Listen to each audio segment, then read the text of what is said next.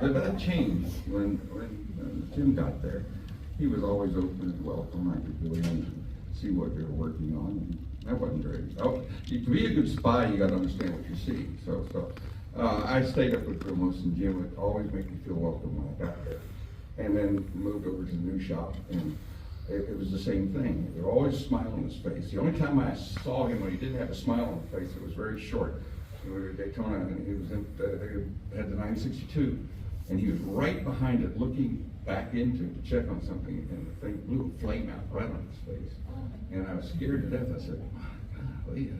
But he was up, running, back to work. That's the way Jim was. He was going to get the job done.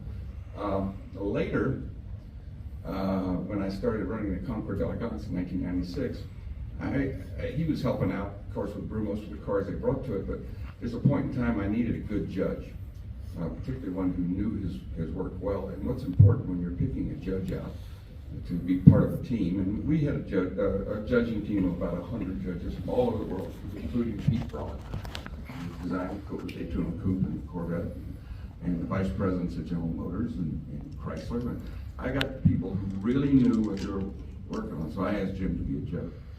And I did so for a couple of reasons. One, he was always pleasant to be with. There was always a smile on his face.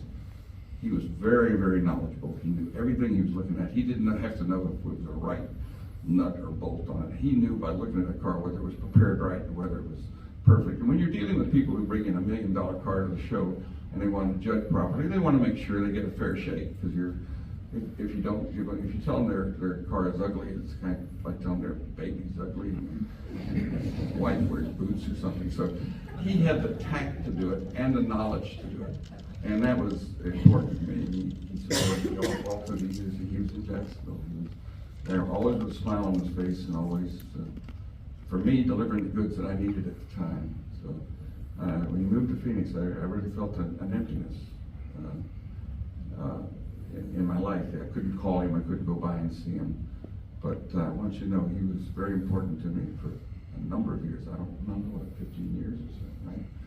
And I'm honored to be asked to be here. Thanks. Thank you so much.